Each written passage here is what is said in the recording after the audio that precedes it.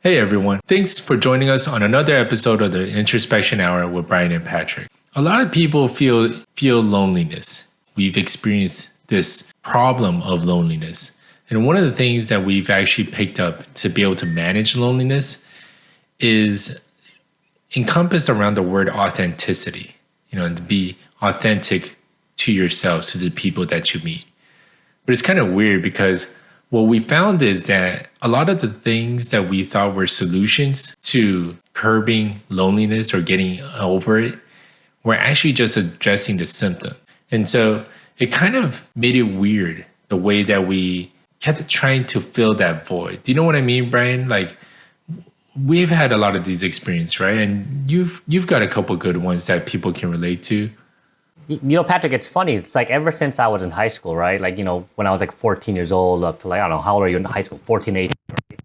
I was part of your group. We were all part of our high school clique. And one of the things that I always felt like would solve a lot of my problems is this concept of like, if I get a girlfriend, then I'll be happy. Like, if I get a girlfriend, then I'll no longer have to deal with this concept of feeling lonely anymore, right? And so what ends up happening is, I did get a girlfriend. Got a girlfriend, my first girlfriend, I was like 17 years old. And at some point, let's say you go through the whole honeymoon phase, right? We all go through that honeymoon phase. We just want to spend all of our time with our significant other. And not to bash you at all or any of our high school friends that we talk to now, but I always felt like, as long as I have my girlfriend, I don't need you guys anymore. The one thing that I realized when I was hanging out with you was like, not you personally, but just within the group, is that I didn't really know how to relate at the time. We've all been in those situations, especially in high school, where everyone's trying to fit in, everyone's trying to just be, I guess you could call it popularity, right? Popular. I was always that shy kid in school. I was very introverted. And so I was not able to feel like I could relate to what you guys were talking about. So then when I finally all of a sudden had a girlfriend, I'm like, great, I don't need to hang out with you guys anymore. I'm good. Yeah, because you find someone that you can relate to and that understands you, or at least will listen to you. And then you don't have to try too hard like you were with whoever you were hanging around with, right? Mm-hmm. And then at some point, though, when you start spending so much time with your significant other, you start to get adjusted. You guys start getting accustomed to like just your tendencies, right? You know everything about your girlfriend, at least at that time. And even then, there are parts of me where I felt like I was still lonely. So going back to what you were saying, as far as like addressing the symptom of that loneliness, I thought, having a girlfriend would solve all of my problems. But in the end, I was still feeling lonely. You make a good point regarding addressing the symptom, right? And I felt like as long as I had a girlfriend, I was good. I'll be fine. I'll no longer feel lonely. But that's actually further from the truth, is because when you get accustomed to each other, you're spending so much time, it's like all of a sudden, that void of loneliness is still there because of the whole relatable factor, if that makes any sense. So then, Brian, you had a girlfriend and you still had friends. Like, why were you feeling lonely? I think it was a lot of it was still just that internal issue with myself. I felt like maybe, I don't know how to explain it, Pat. It's just, the girlfriend situation didn't solve my problem. And I think you see this all throughout, like, let's say, people who are an adult, especially our age now, we're in our mid-30s, where even when you are married, for example, people in marriages can continue to feel lonely despite having kids and despite having husbands. So going back to your version of, or your word of authenticity, there's got to be an underlying, problem internally that's not going to be solved by something like having a husband, a wife, a boyfriend, a girlfriend, having kids. Yeah, and I can totally relate, especially with, just even seeing my wife and understanding what mothers go through. But the experience, the feeling of loneliness, just because you have some sort of partner, a girlfriend, a husband, a wife, any sort of spouse, they're only feeling a part of your life. And they might not actually be feeling the void that is actually driving your loneliness, right? Your feeling of loneliness. And I think that's something that's really important for people to understand, because many married couples feel lonely. They feel abandoned by their husband or wife. They feel abandoned or just, forgotten about. They lose the attention, right? Because when you're married, you have that honeymoon. When the kids come, the kids get the attention. And then after the first kid comes, if the second kid comes, The first kid feels loneliness. So there's always this attention aspect that we don't get and we lose. And it just drives this feeling of loneliness, you know. Another way that I've experienced loneliness is when you're around a group of people, you think you're not going to be lonely, but you could be in a party, you could be just with a group of friends, you could be at a restaurant, and you're still feeling lonely, even though there's people around you. There's activity going on. It's not like you're in your own room, right? And I've had this experience so many times where someone invited me, kind of, you know, some people that you know, and you just sit there and you're just like, I have nothing to contribute to this conversation. This doesn't excite me. Maybe I'm with the wrong group of friends, but inevitably that just starts creeping up, and like that feeling of loneliness that comes in, right? The thing is, I thought that would go away because you grow up and you get out of, you know, high school and college. I actually experienced this in my professional life too. When I go to conferences, there's hundreds of people, thousands of people, but it feels like everyone knows each other. And here comes me, just someone that doesn't really know anyone, or everyone already has a meeting to go to. They already have someone they want to see. Now, generally they're trying to sell, but even then you could be in a room with thousands of people. You can be at a conference and you're so lonely. It's actually nerve-wracking because I've had moments where I was in the middle of like this big exhibit hall, and Brian, there were people walking all around me, and I felt like it was such a big space. I was so small and I was lonely, right? I was just like, I stopped and I'm like, man, please someone come and say hi to me. There's those moments of loneliness that just, it doesn't stop. And I thought this would be something that you grow out of, but you don't grow out of loneliness, right? So like finding groups of people or trying to be where all the action and activity is doesn't really address the problem, doesn't fill the void. It only addresses the symptom. Like, oh, I should be around people. That'll help me feel less lonely. It's funny you bring that up, actually. So, going back to high school, because I think a lot of times the loneliness does affect a lot of like high school kids in particular, is because we're all trying to figure ourselves out. We're still trying to figure out who we are as a person. We're just trying to find our group. And I remember, like, you, Raph, Nabia, like all of the people that were, I consider the cooler kids, right? I mean, every high school there's a clique, but then with another clique. Anyways, like I felt like I didn't really get along with you guys in a way because, like what you were saying, I couldn't contribute to the conversations. We weren't really in the same classes. I didn't really have the same humor type as some of you guys had. And so what ended up happening, it's funny, I don't know if you noticed or not, but me and John ended up kind of forming our own groups with the more, quote, nerdier kids, because I felt a little bit more comfortable. And I think that's what it has to come down to, Patrick, is how comfortable are you in these groups, right? Because you shouldn't have to feel nervous around the people who are, quote, your friends. You know what I mean? And when I was hanging out with John and the nerdier kids, I felt comfortable talking about anime. I felt comfortable talking about video games, and I didn't feel like I was being judged. And I think that's the most important thing for, let's say, people who are dealing with this.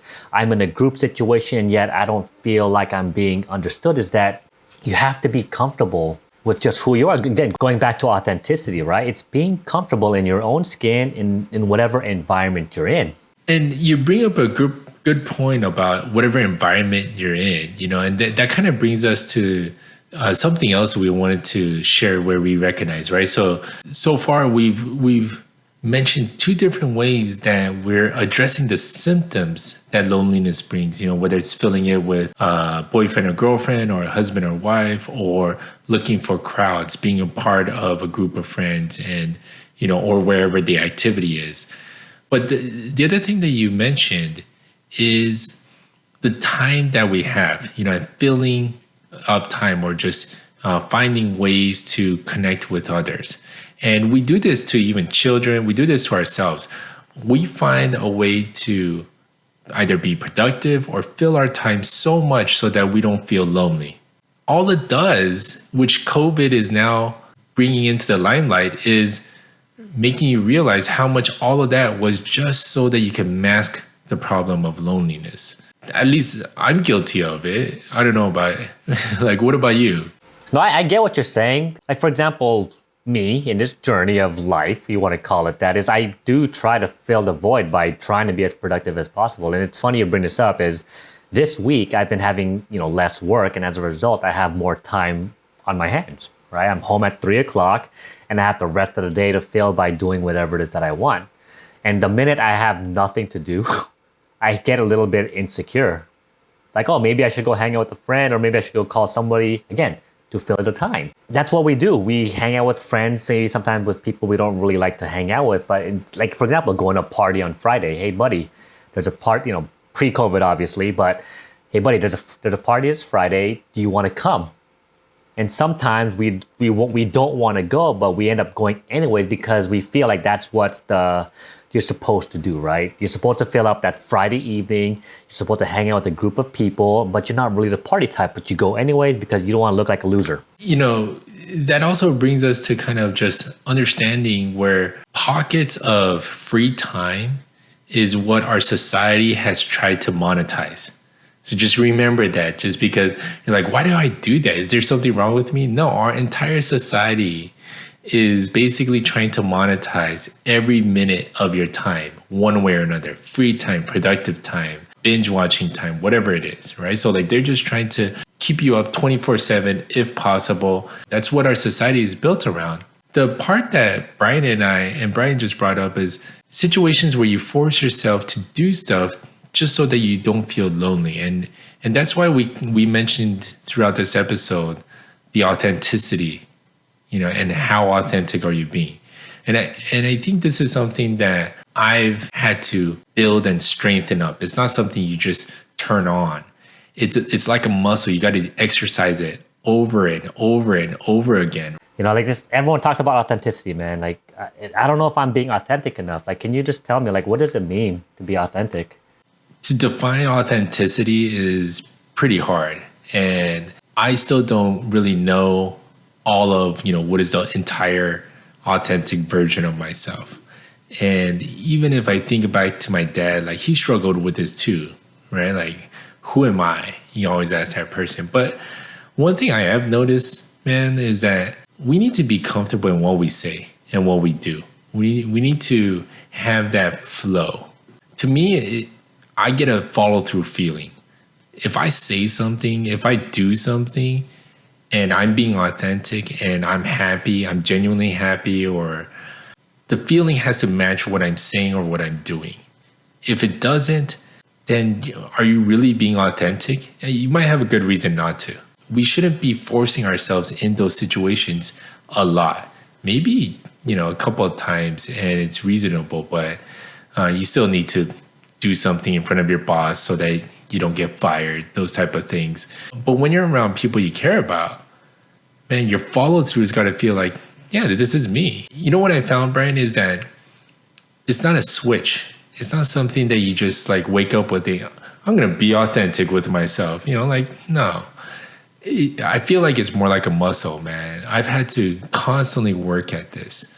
And when you ask me questions, when other people ask me questions, when my wife asks me questions, right? So here's like a funny story. Like, couples try so hard to figure out what to eat, right? And you know this. What do you want to eat? Oh, anything. I can eat anything. That's so fake. It's not authentic. I can eat anything is not right. I'm not choosing, I'm not picking. No, I don't want tacos or I don't want burgers. You know what you want and what you don't want. When you start just automatically responding in the most least authentic way possible, and it feels wrong coming out. Oh, I can eat anything. Please don't say this, right? If already your mind. So that to me is where I practice authenticity.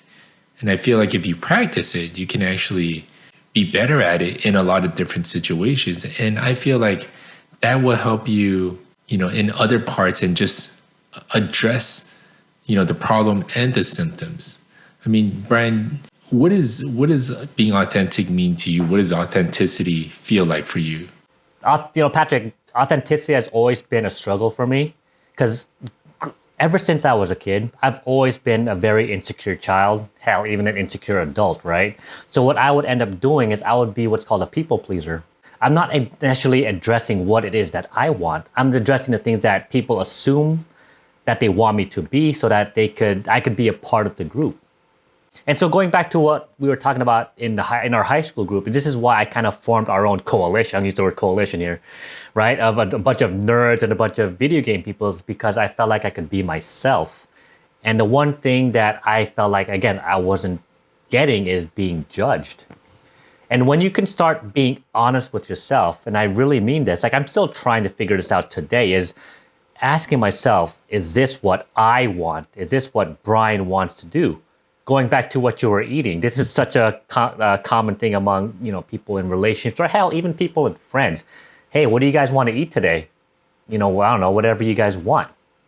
Like what you want to eat, but you're too afraid to speak up. It's because you feel like people are gonna either say, "Nah, bro, who wants to eat like pizza for lunch or whatever?" It's like it's okay to voice yourself, because I think the one thing is you gotta have an opinion, and when you start being more genuine with yourself, meaning being more honest, asking yourself what you want and actually asking for it, whether it's through your friends, your boss, your boyfriend, girlfriend, you start living a more honest life. And when you can start being more honest with yourself, Pat, this is where you start to, things start happening for you, right? I don't know if you believe in this, like the whole law of attraction thing or not, where it's like, or positivity, like vibes and all that. It's like when you start emitting all of these like positive waves and like you're starting to ask the universe what you want in your life, that's what you're going to start attracting. Yeah. You know what I mean? So for example, with the whole loneliness thing, I want more friends. Rather than saying like, what can I do to make more friends? It's more like start being authentic with yourself. And when you start being more truthful to yourself, that's when you're going to start attracting people to your life. Yeah, and I think that leads to better connections, which actually fills the void of loneliness. Because the void of loneliness is specifically a lack of connection.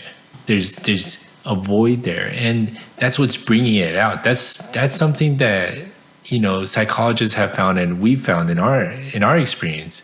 And you're right, because as soon as we start being authentic, as soon as you found a few friends that you can feel like you're not being judged, or you can speak your mind in a respectful way. You can't just be a jerk about it. You have to be respectful. It's like, you know what, today I don't want hamburgers because I've been eating hamburgers all week, right? And then people are like, oh dude, I feel you, so let's not eat hamburgers. It's something simple as that. But if you just go, I don't want hamburgers, they're gross, right? Like, you can't be a jerk, so you do have to be respectful. But when you start doing that in that positive way, and you send out those, hashtag positive vibes, it definitely attracts other people. At the least, what it does is it will show you who the other person is. And if the other person doesn't respond similarly, if the other person doesn't respond kind of in that reciprocating way, then they shouldn't be in your life. That's kind of a litmus test, right? It's like, if you can handle me being this authentic with you in a respectful way, dude, then I think we can get to know each other. No matter if it's boyfriend, girlfriend, if it's just a friend, a colleague, whatever. But that's something that we have to journey to find out. And so if you're, dealing with loneliness, especially during this pandemic, especially just in every part of your life, just know that there is a void. And a lot of the things that people might give you advice on what to do are just to feel those symptoms, address the symptoms. And so what we're saying is, the more authentic you can be, and the more people around you that are authentic with you, you can actually fill that void of loneliness. And so if you're looking for thoughts like that and just learn life learnings from us, make sure you tune in and subscribe and join us on another episode of the Introspection Hour with Brian and Patrick. Thanks, everyone. See you guys.